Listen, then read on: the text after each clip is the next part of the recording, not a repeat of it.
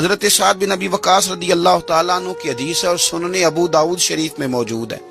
آپ فرماتے ہیں نبی پاک صلی اللہ علیہ وسلم کے ساتھ تھے ہم، اور ہم مکہ مکرمہ سے مدینہ طیبہ جا رہے تھے، حج کے بعد جا رہے تھے یا کسی اور سفر کے بعد واپس جا رہے تھے۔ اچانک رستے میں حضور گھوڑے سے اتر آئے، کوئی ایسی وجہ نہیں تھی، کوئی ہمارا سستانے کا ارادہ نہیں تھا، کوئی ٹھہرنے کا پروگرام نہیں تھا۔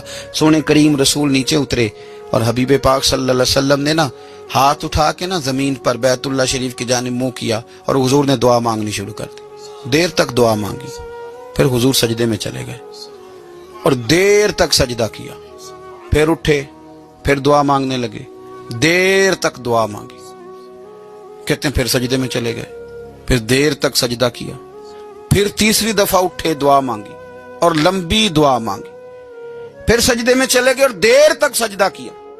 حضرت سعد بن ابی وقاص رضی اللہ تعالیٰ عنہ بڑے جرنیل قسم کے، بہادر قسم کے، لشکر و سپاہ کی قیادت کرنے والے صحابی اور بڑے بیدار مغز، حاضر ذہن رکھنے والے آدمی، فرمانے لگے جب سرکار نے وہ 3 دفعہ کام کیا اور حضور صلی اللہ علیہ وسلم نے بڑے انہماک سے سجدہ کیا اور پیشانی مبارک نے خوب ذوق لیا سجدے کا اور دعا کی تو بڑے ذوق سے، اور 3 دفعہ وقفے سے یہ کام ہوا، تو جب سرکار اٹھے تو میں نے فٹافٹ عرض کی، میں نے کہا یا رسول اللہ غلاموں کو بھی ذرا سمجھا دیں، ہم تو روز ہی آپ کے جلووں کا نیا رنگ دیکھتے ہیں پر یہ بھی ایک انوکھا رنگ دیکھا ہے۔ فرمائے تو حضور فرمانے لگے میں جا رہا تھا، رستے میں پھر مجھے امت کی بخشش کا خیال آ گیا۔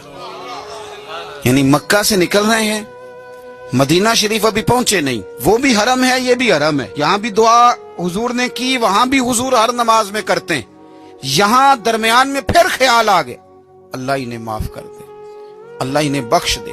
تو حضور فرماتے ہیں میں نے ہاتھ اٹھا کے دعا مانگی اور میں نے لمبی دعا مانگی، میں نے مالک کو منایا، اس کریم کو راضی کیا، تو مجھے پیغام ملا کہ محبوب 1/3 امت اللہ نے بخش دی آپ کی۔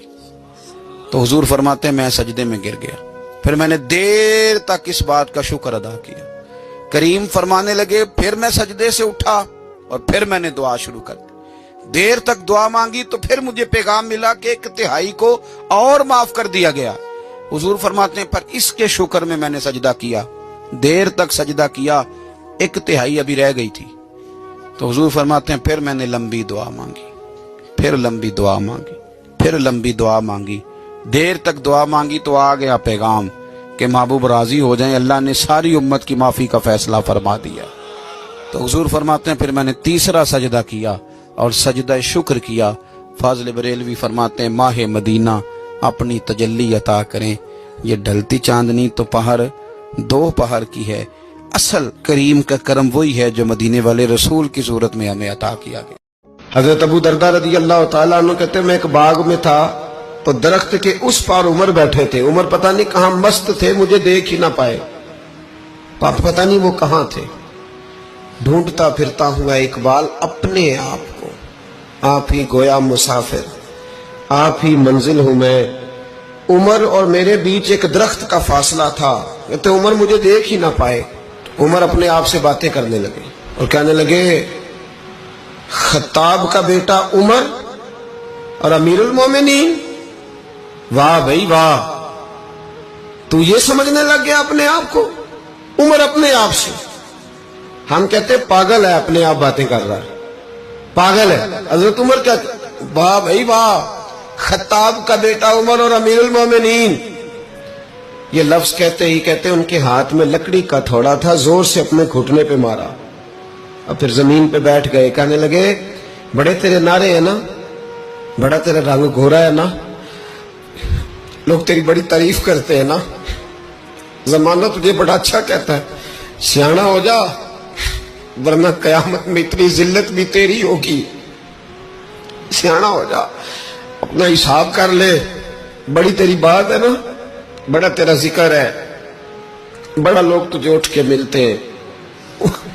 خطاب کا بیٹا امیر المومن، واہ بھائی واہ، اونٹ چلانے والے کا بیٹا امیر المومن، واہ بھائی، اور پھر کہتے ہیں سیانا ہو جا ورنہ جتنی تیری آج عزت ہے کہیں ایسا نہ ہو صبح کا۔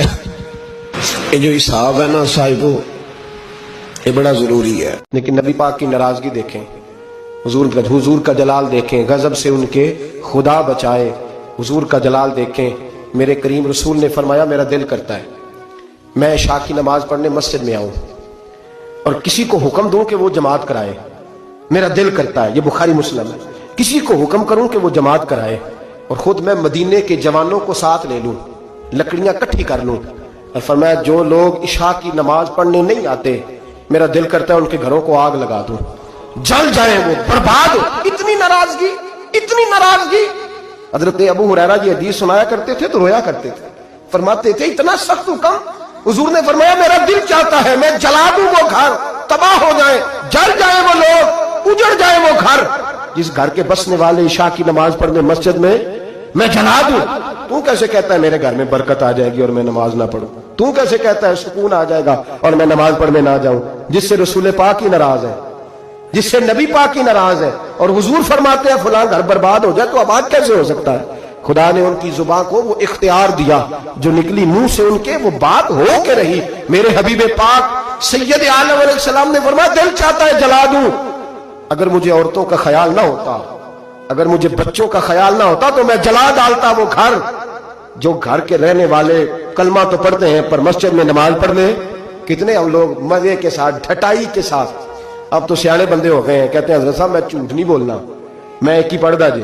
تو میں نے کہا یہ بڑا تو نے کمال کر دیا، سچ بول کے یہ بڑا کمال کر دیا ہے۔ او خدا کے بندے سمجھو اتنا جلال رسول پاک کا، فرمایا میرا دل کرتا ہے جلا دوں اس گھر کو جس گھر کے لوگ عشاء کی نماز پڑھنے مسجد میں نہیں آتے۔ میرے بھائی میرے محبوب ناراض ہوئے، جلال فرمایا جن چیزوں سے۔ ایک تو بحث نہ کریں کبھی بھی دین کے معاملے میں، کسی مستند عالم دین سے صحیح العقیدہ سے رجوع کریں، کبھی تقدیر کے مسائل پہ جھگڑا نہ کریں، اور میرے عزیز حدود اللہ کے معاملے میں کبھی اپنی رائے پیش نہ کریں، اور کبھی بھی میرے عزیز شریعت کے مقابلے میں اپنی رائے قائم نہ کریں، اور دین کی کبھی کسی حد کو نہ توڑیں، حضور ناراض ہو جائیں گے۔ اور کبھی بھی جتنے مرضی بھی جدید ہو جائیں کسی غیر مسلم کے کسی طریقے کو، کسی تہوار کو، کسی تقریب کو نہ اپنائیں، اس لیے کہ نبی پاک علیہ السلام اگر حضرت عمر فاروق جیسے لوگوں پہ جلال فرماتے ہیں تو ہما چما کس کھاتے میں ہیں؟ محبوب نے جلال فرمایا، غصہ فرمایا۔ اللہ تبارک و تعالیٰ کی حدیں توڑنے پر غور کیا کریں، اپنے معاملات کو ٹٹولتے رہا کریں۔ ہمارا سارا کچھ ہمارے نبی کے ساتھ وابستہ ہے، ہماری زندگی سے لے کر قبر تک اور قبر سے لے کر جنت میں داخلے تک اگر کچھ سہارا ہے تو وہ مصطفیٰ کی ذات ہے۔